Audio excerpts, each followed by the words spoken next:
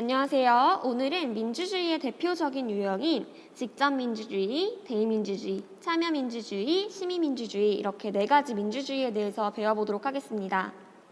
우선 민주주의는 어디서부터 시작했죠? 네, 이건 다들 잘 알 것 같아요. 바로 아테네에서 기원하였습니다.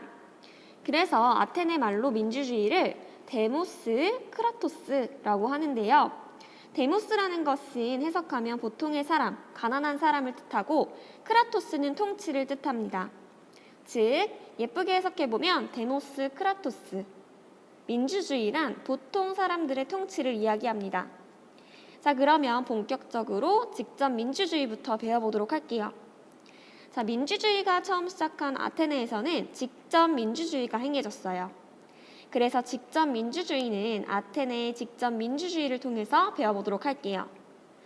자, 직접 민주주의라는 것은 투표권을 가진 국민이 직접 정치 결정에 참여하는 정치 체제예요.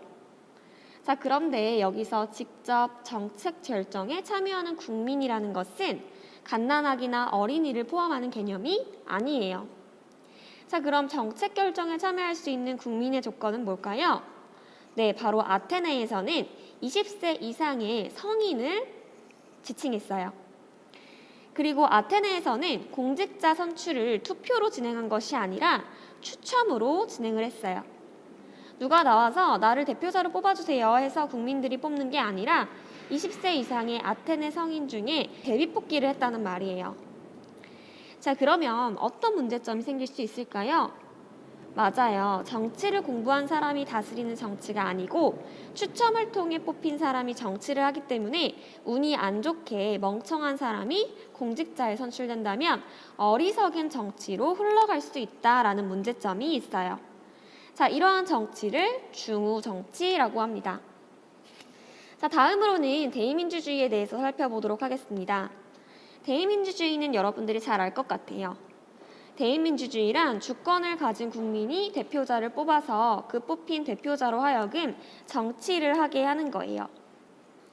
국민이 대표자를 뽑으면 좋은 점이 뭘까요? 네, 맞아요. 직접민주주의에서는 아무나 뽑혔다면 대의민주주의에서는 국민이 당연히 정치에 똑똑한 사람을 뽑을 거기 때문에 정책 결정의 질이 아주 높아질 수가 있어요. 그리고 직접민주주의는 그 나라의 규모가 크면 실행되기가 힘들었어요. 왜냐하면 모든 사람이 정치에 직접 참여하다 보면 사람들의 입이 너무 많으니까 의견 수렴이 굉장히 힘들겠죠. 자, 여러분 생각해 보세요. 여러분들이 학교에서 단합대회나 수학여행 관련해서 같이 뭘 결정하려고 할 때 30명만 있어도 결정이 힘들잖아요. 자, 그런데 대의민주주의는 대표자에 의해 정책의 심의와 결정이 이루어지기 때문에 대규모성을 극복할 수 있어요. 그리고 대의민주주의는 방금 봤듯이 국민들의 의견을 수렴해서 최종적인 선택은 대표자가 한다고 했죠. 자, 그러면 어떻게 될 수 있을까요? 네, 사람들의 의견이 너무 많기 때문에 본인의 지지를 얻고 다음 선거 때도 뽑히려고 대표자들은 단순히 사람들의 지지가 많은 쪽으로 결정을 수행하려는 경향이 있을 거예요. 자, 그렇기 때문에 대의민주주의를 간접적인 선호 집합 민주주의라고도 해요. 대중들의 선호를 모아서 대표자가 정책에 간접적으로 반영을 한다는 거죠. 자, 그런데 이것은 어떤 문제점이 있을까요? 네, 대중의 횡포로 이어질 수 있다라는 문제점이 있습니다. 대표자들이 단순히 선호가 많은 쪽으로 정책 결정을 하다 보면 소수의 의견은 무시될 수도 있겠죠. 또한 대중들의 선호 간의 균형만을 대충 맞춰서 정책 결정을 하는 것은 공공선이 무시될 수 있다라는 문제점이 발생될 수 있습니다.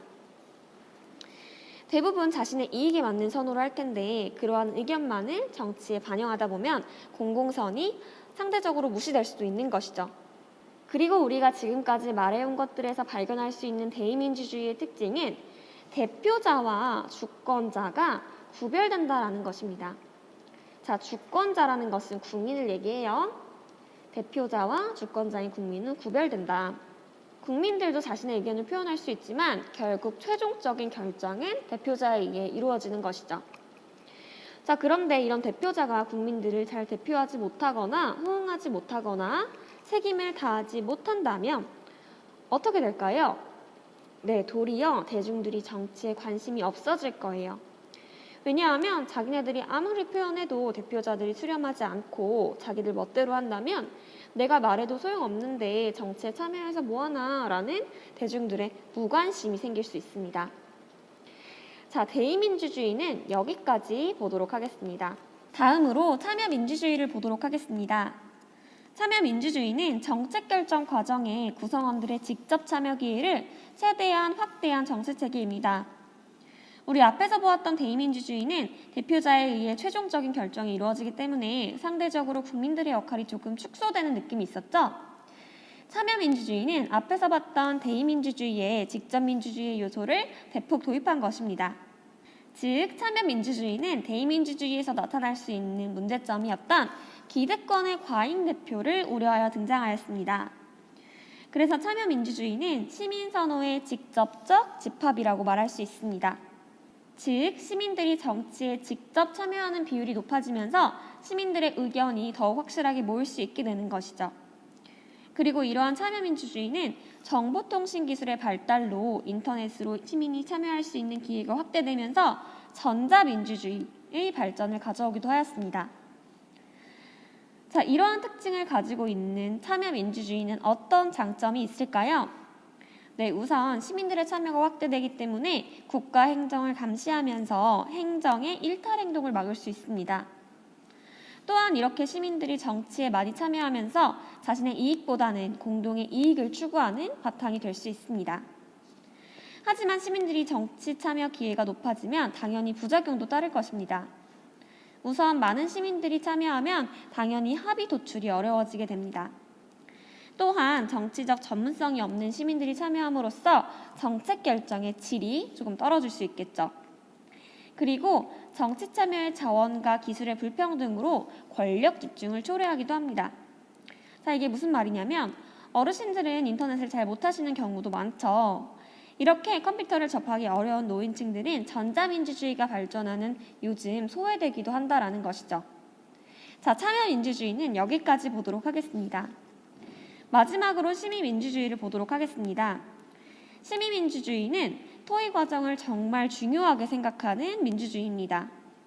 토의가 여기서 가장 중요한 키워드니까 꼭 기억해 두세요. 즉, 시민민주주의란 공적인 이성적 토의를 통해 시민이 직접 정책 결정에 참여하여 집단적으로 결정을 내리는 정치체제입니다. 시민민주주의가 중시하는 토의는 공론장에서 그 토의가 이루어집니다. 토론을 하기 위한 장소를 공론장이라고 보시면 됩니다. 자, 공론장도 되게 중요한 키워드입니다. 이러한 토의는 공익을 고려한 의사소통입니다. 공익을 고려한 의사소통이다. 즉, 시민들은 공론장에서 공익을 위한 토의를 하는 것이죠. 또 시민민주주의에서 중요한 것은 토의 과정 중에 자신의 의견을 끝까지 고집해서 밀고 나가는 것이 아니라 토의를 통해 자신의 선호를 얼마든지 바꿀 수 있다는 것입니다. 자, 이러한 시민민주주의는 다음과 같은 장점이 있습니다. 먼저 시민민주주의에서는 공동선을 위한 토의가 이루어지기 때문에 시민들의 공공선이 고양될 수 있습니다. 그리고 시민들이 직접 모여 토의를 하며 정책 결정을 하기 때문에 집단적 결정의 정당성 또한 확보될 수 있습니다. 하지만 시민민주주의 또한 시민들의 수준이 낮다면 질 낮은 토의 결과를 도출할 수도 있겠죠. 혹은 반대로 토의 과정에 정치에 대한 지식이 상대적으로 부족한 사람들은 소외되고 엘리트들만 정치를 이끌어 나감으로써 엘리트들의 토론을 특권화할 수 있다는 단점이 있습니다. 또한 정치에 많은 사람이 참여하다 보면 합의 도출이 어렵다라는 단점이 있을 수 있겠죠. 자, 그러면 오늘은 여기까지 하겠습니다. 수고 많으셨습니다.